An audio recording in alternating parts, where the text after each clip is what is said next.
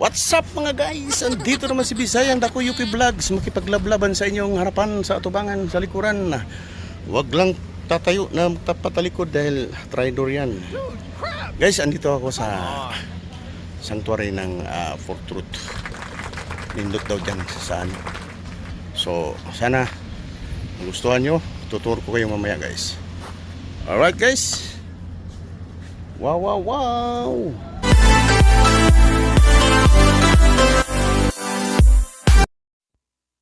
So guys, dahil naka-off pala yung ano ko, microphone habang muna, tawa tuloy ako. So, voice over muna tayo ngayon. Oh no! Dahil basta, off siya. So, pasyal muna kayo ha. Pasyal, tingnan sa likod. Ayan, ganda dyan. Ayan. Tapos, bababa ako sa may bandang hagdanan. Malapit na dyan. Ang daming tao rin dyan, guys. So, ayan, bababa na ako. Parang akong timang. Parang akong, ano dyan, bababa na, nagsasalita na hindi nyo marinig. Pero, yan, tawa pa rin ako. Dahil, natawa na masaya. Pero guys, ang ganda dito, promise. Yan. Habang papunta kami sa location na kung saan nandoon yung sanctuary, museum, Sanctuary Truth. So, yan. Dahil sayang naman din kung hindi isama sa video itong nakamute. Mahaba-haba itong nakamute guys. Buti na lang nakapag-isip ako na mag-video din ako sa cellphone. So, maya-maya meron niyang original talagang audio niya. Ito, yan, kasalita lang ko dyan. Sa Bisaya pa, nagbagot-bot na marag buang. No, sir! Pero okay lang dahil at least maturo kayo. Yan, binigyan na ako ng yan, pang-contractor yan. Yan pang-flood control. Basta mga contractor yan ng mga walang hiya. Oh no! Tapos, mainit kasi na i-double yung sombrero na yan. Tinanggal ko yung yung sports na half sombrero. Half. Yan, gusto magpamassage. Yan, mayroong massage doon. At yan, lakad-lakad lang si Louie King. Parang tanga. Excuse me po, naubo lang. Ayan. Tapos papunta na to dito sa bandang ilog, guys. Na medyo natakot na ako dahil mataas ang dadaanan namin yan. Tapos maraming tao. Kasamahan ko mga kontraktor. Dahil nagsilayasan kami sa Pilipinas dahil hinahabol na kami. Yan. So, ayan, tsaga-tsaga lang kayo guys. Hindi na makakasawa din kahit paano. Ayoko lang ako dyan dahil yan ang sinasabi ko. Tapos yung may doon guys, maganda talaga dyan yung parang mag-rest ka. Yan, mataas kasi yan. Dito naman banda dito, ito yung mga pagawaan nila na kasi woodcraft yung mga yung pupuntahan natin ngayon maya. Tapos yan, sunod mo lang tayo sa yung nagtuturo. Yan. Muna, yung pinapakita sa mga, yung nag-guide sa amin. Tapos yan parang furniture ang dating dito eh. Diyan ang paggawaan nila ng mga carving. Kasi yung museum na yan, carving talaga lahat yan at walang parang walang pako yan guys. Yan. Gusto mong mag-relax, tabi ng ilog, yan, may bar yan. Inuman, may banda rin sa gabi. At ayan, ang ganda ng lugar guys. Parang siya, stress-free. So, yan. Iba-ibang mga lahi ang pumupunta dito. Pero nagulat din ako, marami pa din parang Pilipino na bumibisita dito. Mga turista galing ng Pilipinas, galing ng ibang bansa, dumaan lang dito. Yan na yung sinasabi kong sanctuary of truth. Dito yan, banda sa Pattaya, Thailand. Napakaganda yan sa loob, guys. Maya-maya, papasok din kami dyan. Yan kami mga contractors. Lahat kami nakasombrero. Yung walang sombrero, hindi ko mga contractors yan. Mga ano yan, mga tunggisman yan, mga tunggisman. Yeah! Mga tunggisman ng mga animal, mga buhaya. Yan. Grabe ang mga woodcraft, guys. Yan ang kinukontrata namin. Sana all. Yan. Tapos, tingnan mo yung mga carving yan, guys. Grabe. Napaka-talented nila, guys. Oh. I-search nyo yan sa Google, guys. Ang Sanctuary of Truth. Makita ko yung paano ginawa nila. Yan. Dinidimo sa yan. Nag-guide sa amin. Sa loob. Galing sa labas, papunta sa loob. Yan. Tapos, dinidimo niya. Sayang nga. Dahil hindi natin marinig. Kasi nakamute pala yung video ko. Kung paano nag-umpisa at paano ginawa lang ganyan. Napakaganda. Walang halo yan, guys. Walang halo. Puro kahoy yan. Lahat sa loob. Yan. Mga carving yan, carving. Naalala ko tuloy yung tira ko sa bukid noon dati. Sa kanila ni Flores. Yan. May paggawaan doon ng carving doon, ng furniture. Ganyan talaga. So, ang galing pa naman mag-English ang nag-guide sa amin dyan, guys. Nagulat ako. Yung pala, Pilipina pala siya. Tapos yung ibang crew dyan, yung parang nag-alalay sa kanya. Mga Pilipino din. Sabi ko, naka-proud talaga na Pinoy kahit saan. Hindi basta-basta rin pala. Baga, nagulat lang ko rin. Yung pananalita niya, ang English niya, ang galing. Tapos, nung nagsalita ako ng parang tunada ko ay Bisaya. Sabi niya, daghang salamat kabayan. Bisaya din pala. Sabi ko, galing talaga mag-Bisaya. Yan nagsalita ako dyan, parang walang tanga lang. Marami kayo dyan, guys. Mga contractor kami yan. Di ba? Sana all. Pero, mga contractor kami mga malinis, guys. Ayan. O, di ba? Napakaganda. Tapos yung settings ng video ko, guys, iba sa setting ng cellphone ko. Ito, kasi napindot ko pala na iba ko pala nung galing ako sa Nonok na garden. Dahil doon, masyadong mainit. Nung iniba ko na to, pag setting ko ulit, na iba siya, masyado siyang parang masyado siyang naging HDR na pangit pagka HDR ang kalabasan. Pero okay lang. As long as makita pa rin yung sa video.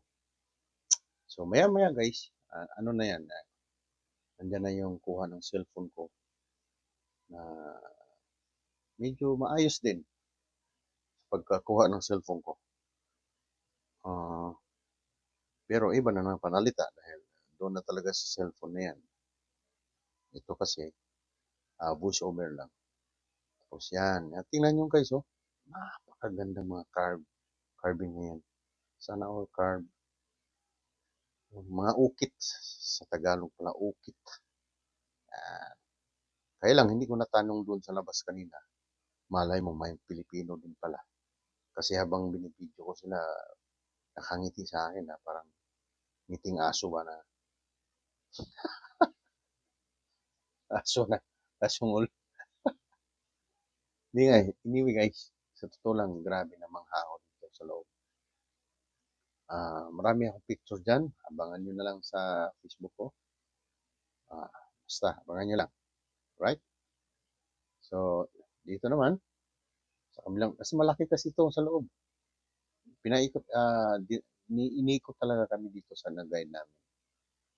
Para makita kung, kaya lang, nga, dahil kailangan naming makinig sa guide, hindi masyado makuhanan ng video na maayos dahil sumusunod lang tapos yung sa taas nga sa bubong sa ano isa hindi ko na videohan. Pero ito ah okay lang. Okay lang naman din. Basta at least nakinig kami sa nag-guide kung paano, kung sino sumula. Kasi yung ano pala dyan, meron din palang gumawa dyan na mga Indian din. So may estatwa silang Indian dyan, mga iba't ibang lahi. Parang, iwan ko lang kung Pilipino kung meron. Basta ako, hindi ako masyado nakinig dahil nag-doubt na ako sa ko. Parang nakamute tong ano ko. So hinayaan ko na lang. So, hayaan mo na yun guys. At least, nakita niyo sa loob. Ang dami kong picture dyan. Kasi na mga ako. Tapos may mga picture din sa labas.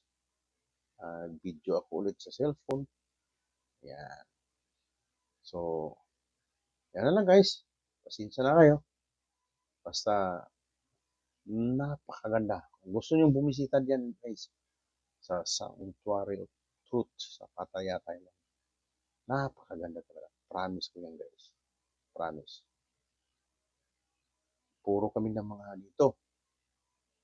Parang natulala na hindi mo masabi kung bakit, paano inumpisahan, paano nag-umpisa, paano na tinayo, sino nag-isip ng ganyan. Kasi puro carving talaga yan guys na wala yung pako guys. Wala. Yan ang sabi. Kasi parang dugtong-dugtong ng kahoy lang ba na ang pako nila kumbaga basta hindi ko may paliwanag kung bakit. Nakatakot din kapag may lindol, hindi naman nasira.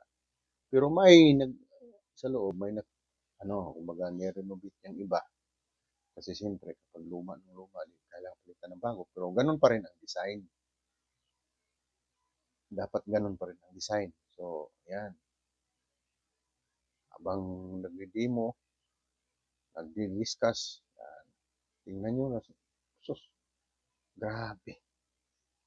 Tumayo nga ang balahibo ko dyan. Nung pasok ko pa lang, sa labas pa nga lang, nakita ko. Sabi ko kasi binasa ko yung, niya, yung history ba. Mga ako, tapos pagkita ko sa personal talaga, tumayo talagang balahibo ko. Lalo na pagpasok ko sa loob. Matakotin pa naman din ako. So guys, naniguro lang ko baka hindi pangit ang pagkakuha sa DJI ko. So cellphone lang kinuha ko. Iikot ako. Ito yung guys.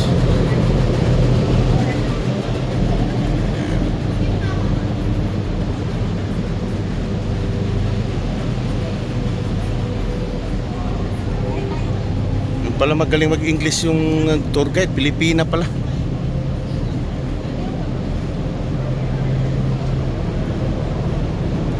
Grabe, napakaganda guys.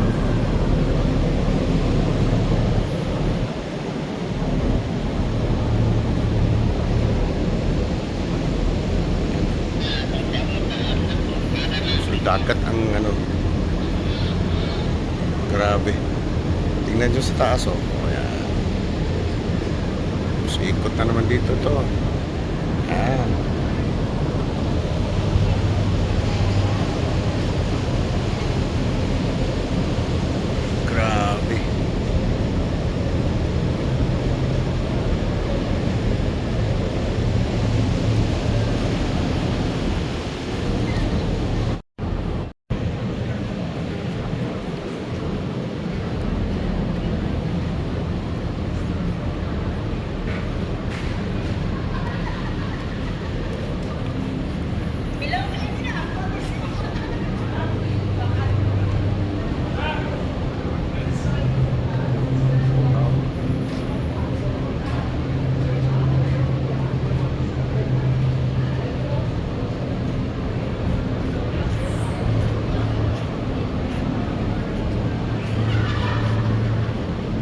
Grabe guys, yung mga structure na nito.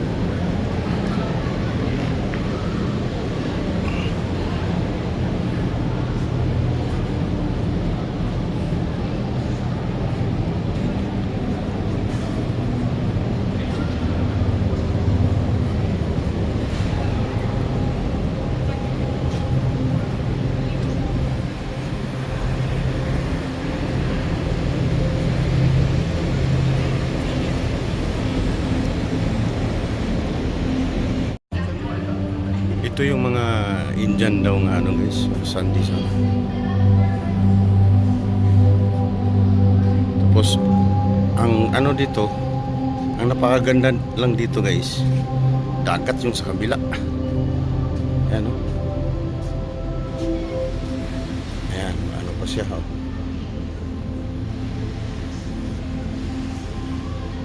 Diba? Wow. Dun sa kabila naman, dito yung parang entrance, yung sa outside niya yan.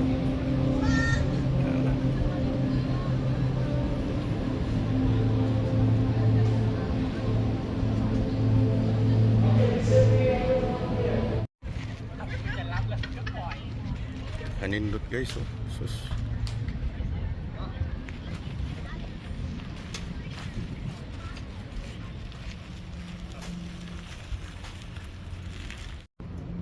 Karugtong niya guys oh. Grabe. Na.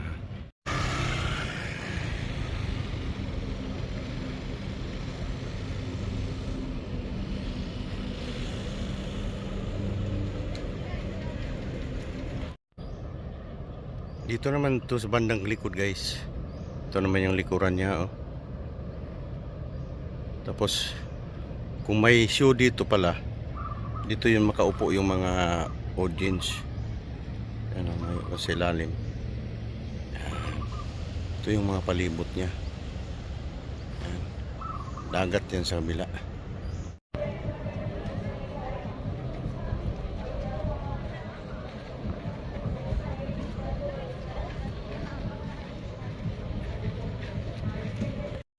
So guys, tapos na yung ano namin tour diyan sa likod namin. Grabe ang laki. Tapos puro gawa ng carving talaga guys, yung furniture. So maraming salamat sa inyong pagsubaybay sa Bisayang Dakoyoke Vlogs. Sana hindi po kayo magsawa guys. Kahit walang kwenta-kwentahin nyo na lang. Dude, crap! Maraming salamat. Kita-kits sa sunod. Wow, wow, wow!